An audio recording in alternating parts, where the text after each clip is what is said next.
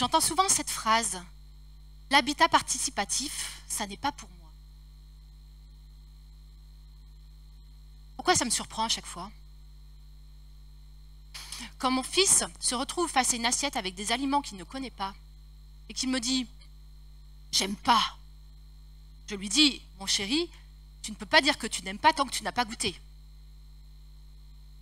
Je vais tenter lors de cette conférence de vous faire goûter un petit bout d'habitat participatif. Tenez, prenez un bout et faites passer. Alors, d'abord, accordons-nous sur les termes. Qu'est-ce que l'habitat participatif? La loi 14 en donne une définition. Elle dit grosso modo ceci. C'est une démarche citoyenne qui permet à des personnes de se réunir pour définir, concevoir, acquérir et gérer leur logement, avec des espaces individuels et des espaces communs. On parle parfois d'habitat partagé, d'habitat groupé, d'habitat coopératif. Certains collectifs se reconnaissent dans les termes d'oasis, d'éco-village, d'écolieux.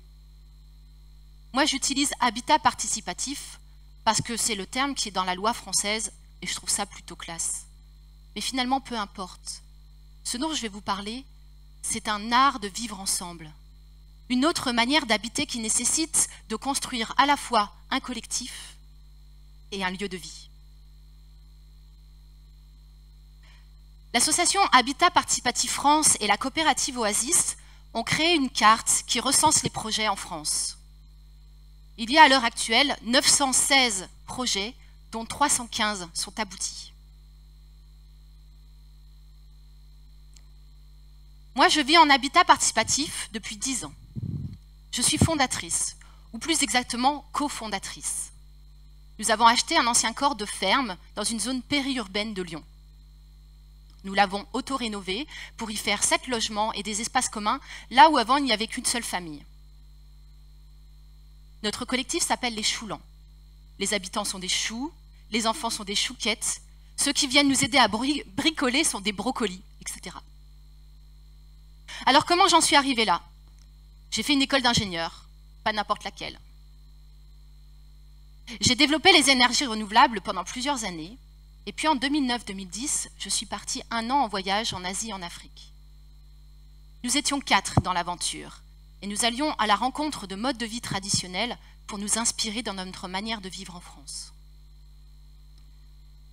Nous avons pris le temps de voyager, sans avion, de nous ouvrir à d'autres cultures, sans juger. Et puis nous avons appris à nous écouter, et coopérer au quotidien à 4. Ce voyage a été profondément transformateur. J'y ai acquis la conviction que le bonheur ne vient pas des biens matériels, mais des relations humaines authentiques que l'on peut tisser. En revenant, je me suis questionnée sur ce que j'avais vraiment envie de faire, et c'est vers l'habitat participatif que je me suis tournée. D'abord à titre personnel, en créant le projet des Choulans, puis bien plus tard à titre professionnel. Maintenant, j'accompagne des groupes et des particuliers qui veulent vivre en habitat participatif. Et j'ai même écrit un livre sur le sujet. Moi, je n'ai jamais fait le choix de vivre en collectif. En fait, je n'ai pas fait le choix de vivre seul. Pour moi, le collectif n'est pas un choix, mais une évidence. Et j'ai bien vu lors de mon voyage que l'habitat individuel n'est pas la norme partout, bien au contraire. J'ai vécu de nombreuses années en colocation. J'y voyais les avantages et les inconvénients. Et pour moi, l'habitat participatif élimine la plupart des inconvénients de la colocation. Pourquoi? Parce qu'on a le choix. On a le choix de l'habitat, on a le choix des valeurs qu'on veut partager, le choix du mode de financement et le choix évidemment du collectif et de son organisation. Je reviendrai sur chacun de ces points.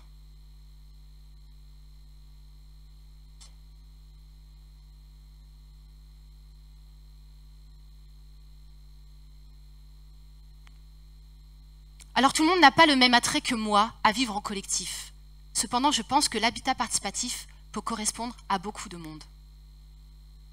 Au niveau de l'habitat, tout d'abord, Je vous disais que dans la loi LUR, il est dit que des personnes se réunissent pour définir et concevoir leur habitat. Ça se ressent au niveau des espaces communs.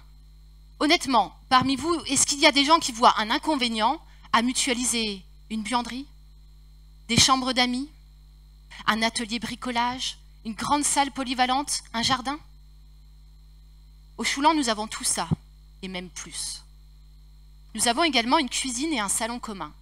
Pourtant, nous avons des cuisines et des salons privés chez nous. Dans notre projet, nous avons fait le choix de diminuer au maximum nos espaces individuels pour nous offrir de beaux espaces communs. Résultat, mon appartement est parfaitement dimensionné pour ma famille, 65 mètres carrés à 4. Mais dès qu'on reçoit du monde, on se retrouve à l'étroit. Je vois la cuisine et le salon communs comme des extensions de mon appartement. Alors que la grande salle commune, qu'on appelle chez nous le trait d'union, est plus un lieu d'événements exceptionnels, des grandes fêtes, des soirées ou des réunions avec des personnes extérieures. Les espaces communs font la richesse de notre collectif. Ça donne tellement de possibilités. L'autre jour, nous avons reçu 3 groupes de musique en répétition, chacun porté par un cohabitant. Je fais une petite parenthèse, j'utilise le terme cohabitant pour parler des autres membres de mon collectif. Ben oui, parce qu'ils sont un doux mélange entre voisins, amis et famille. Il fallait bien un nouveau terme pour exprimer cette nuance. Et donc je vous disais, 3 groupes de musique. Il y avait du jazz cubain dans le salon commun. Il y avait un atelier de musique klezmer dans le trait d'union. Et il y avait un groupe de musique chilienne révolutionnaire chez un de mes cohabitants. Au moment du goûter, tout le monde s'est retrouvé sur la terrasse commune avec les cohabitants qu'il souhaitait. Il y avait une sacrée ambiance. Chaque projet est unique dans son habitat, mais également dans ses valeurs. Par exemple, vous pouvez avoir un projet en milieu rural qui va porter très fort un projet sociétal engagé dans la non-spéculation, offrant des logements à prix abordables dans des quartiers qui ne le permettaient plus. Ou bien un projet tourné vers l'autonomie alimentaire qui va associer habitat et activité agricole. Chaque projet a sa propre couleur. Je vais vous partager quelques valeurs que nous avons au Choulan. L'expérimentation écologique. Pour nous, c'est expérimenter l'écologie à la fois dans l'habitat, mais également dans les modes de vie. L'expérimentation sociale, c'est prendre des décisions en équivalence, mais également choisir un montage juridique qui favorise le collectif plutôt que l'individu et qui limite la spéculation immobilière. L'ouverture se concrétise pour nous par des événements culturels ouverts sur le village et l'investissement de nos membres dans des associations ou dans la commune. L'accueil de migrants ne faisait pas partie de nos valeurs initiales. C'est quelque chose qui a été porté par quelques cohabitants par la suite.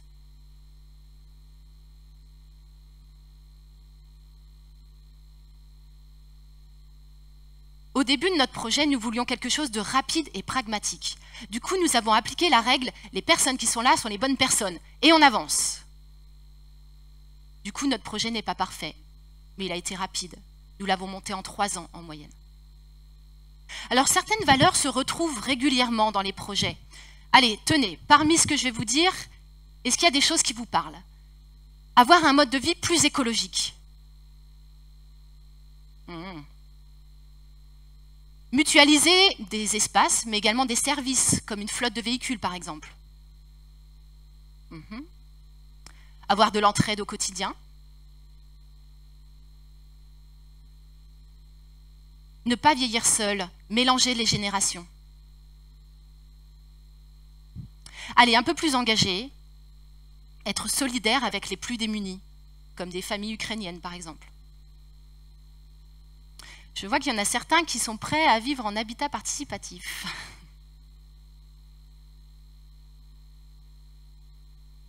Ah, peut-être que ceux qui se disent que l'habitat participatif, ça n'est pas pour eux, pensent qu'il y a un problème au niveau financier. Alors là, je vous arrête tout de suite. Tout est possible en habitat participatif. On peut parfaitement être propriétaire de son logement. Actuellement, 1/3 des projets sont montés en copropriété. On peut parfaitement également être locataire d'un bailleur social, ou alors créer ensemble une structure dans laquelle on est locataire ou dans laquelle on a l'usage de son logement. Alors, je ne vais pas rentrer dans les détails des montages juridiques, mais ce que j'ai envie de vous dire, c'est que l'aspect financier n'est pas un blocage pour vivre ainsi. L'habitat participatif, c'est un art de vivre, pas un montage juridique. Au passage, vous voyez qu'avec tout ce qu'il faut définir entre les valeurs, les espaces mutualisés et le montage juridique, ce genre de projet ne se monte pas en 2 jours. Non, ce que je crois, c'est que ceux qui ont peur de vivre en habitat participatif ont des projections. Ils ont peur du collectif, peur des autres. Ils ont peur de tomber sur une personne toxique qui va leur pourrir la vie. Que le collectif les contraigne, les force à faire des choses qu'ils n'ont pas envie de faire. Tenez, parmi vous, qui a peur de vivre avec d'autres personnes? Levez la main. Eh bien oui, c'est normal. Moi, mon expérience du collectif, ça n'est pas ça. En tout cas, ça n'est pas que ça. J'ai envie de vous partager quelques exemples. Vincent revient de vacances. Il est seul avec ses enfants, les valises chargées. Il arrive à la gare, à 2 km de chez nous. Il envoie un petit message. L'un de nous descend en voiture mutualisée évidemment, pour aller le chercher. Voilà comment mettre un petit peu d'huile dans les rouages. L'entraide, ça peut être aussi plus engagé. Par exemple, quand mon fils avait 3 semaines, il a fait une bronchiolite. Il a fallu qu'on l'emmène à l'hôpital en pleine nuit.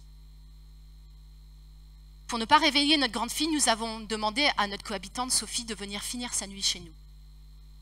Le lendemain matin, Sophie a pris en charge notre fille, puis l'a passée à Michel. Nous étions sereins, nous savions qu'elle était entre de bonnes mains et nous pouvions nous concentrer sur les soins portés à notre fils. Les cohabitants ne sont pas tous des amis, mais ce sont des personnes sur qui je peux compter. Et ça change tout. Il y a aussi des moments légers, conviviaux. Hier midi, par exemple, avec Bruno et Léa, on a pris un repas ensemble. Bruno et moi, on télétravaille en général et Léa est en congé maternité. Alors en semaine, on aime bien manger ensemble. Bruno a descendu du riz qu'il avait dans son frigo, Léa a cuisiné une fondue de poireaux et hop, on s'est retrouvés au soleil, en terrasse, pour prendre notre repas. Facile, léger, que du bonheur. Parfois, on mange aussi les dimanches midi. Dans ce cas-là, il y a plus de monde, surtout plus d'enfants. Vincent nous fait son célèbre poulet frites. Chacun trouve sa place dans l'organisation. Certains se mettent les pieds sous la table, mais c'est pas grave, ils feront la vaisselle. C'est un joyeux bordel. Je peux participer à ces rassemblements, mais je peux aussi choisir de rester chez moi, dans ma grotte. Car l'habitat participatif, c'est à géométrie variable et c'est quand on veut, seulement quand on veut. Au Choulan, nous avons beaucoup d'ours de ce type. Il arrive parfois que je ne vois pas certains cohabitants pendant plusieurs jours, voire plusieurs semaines. Trop de travail, pas l'envie d'entamer une conversation, envie de rester toute la journée sous la couette. Peu importe les raisons en fait, chacun est libre. Et quand je les croise en terrasse pour boire un verre ou manger ensemble, je sais qu'ils sont dans un esprit d'ouverture, l'envie de discuter. Mais tout ça n'est pas automatique. Le vivre ensemble, ça s'apprend. Ça se construit petit à petit. Écouter les autres sans surréagir. Entendre des avis différents. Construire ensemble une solution qui prenne en compte les besoins de chacun. Au Choulan, nous utilisons la prise de décision par consentement. C'est à la fois un processus à suivre collectivement et une posture individuelle à adopter. Et quand on y a goûté, quand on sait que l'intelligence collective fait qu'on est plus créatif et plus fort ensemble que chacun dans son coin, alors on ne peut plus s'en passer.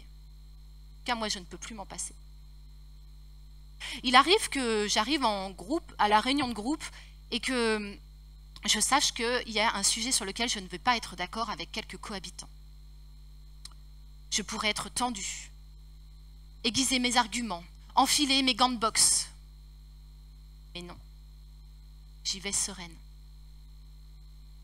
Je sais que j'aurai l'espace de m'exprimer, comme tous les autres, et que ensemble, nous trouverons une solution à laquelle chacun de nous n'avait pas pensé. Notre société ne nous apprend pas à coopérer, à prendre des décisions sans chef.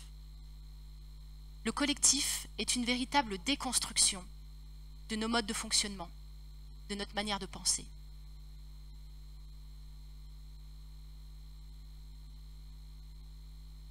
Mais cependant, en vivant en collectif, il arrive un moment où on se heurte aux autres. D'autres sensibilités, d'autres manières de réagir, d'autres habitudes. Au début de ma vie au Choulan, je ne le vivais pas toujours très bien. Il a lavé le sol de la cuisine commune et il a accroché la serpillière au magnifique bougeoir en fer forgé qui orne la maison. Et c'est horrible. Pourquoi a-t-il fait ça? Ou à l'inverse? Bon, j'ai chanté une petite chanson paillarde hier au repas. Elle est dans tous ses états, je vois pas pourquoi. Ah, il y avait sa fille de 11 ans. De l'incompréhension, en passant par des prises de bec, nous avons appris à nous parler, à nous dire ce qui se jouait en nous. Merci la communication non violente. Et peut-être petit à petit, à nous accepter. Ma cohabitante a dit un jour, nous sommes arrivés des cailloux anguleux et à force de nous frotter les uns aux autres, nous nous sommes polis. Maintenant, je suis très polie. L'acceptation de l'autre passe souvent par l'acceptation de soi, une meilleure connaissance de nos failles. Pour nous aider, il y a l'effet miroir. Je vois en l'autre les choses sur lesquelles j'ai à travailler. Alors c'est très simple. Si j'ai envie de faire un reproche à quelqu'un, je regarde en moi ce que ça vient dire. Mais si l'autre est un miroir, l'habitat participatif est une véritable galerie des glaces. Et ça, c'est pas facile tous les jours. Alors, êtes-vous prêts pour l'habitat participatif? Si vous souhaitez apprendre de nouvelles manières de coopérer, et si vous pensez que c'est le lien aux autres qui vous apporte du bonheur au quotidien, alors vous êtes sur la bonne voie. Si vous pensez que les obstacles que la vie met sur votre chemin sont autant de prétextes pour travailler sur vous, grandir, pour être plus libre et plus heureux, alors sans aucun doute, le collectif est fait pour vous. Mais comme tout le monde n'est pas prêt pour cela, alors non, peut-être, l'habitat participatif, ça n'est pas fait pour tout le monde. Merci.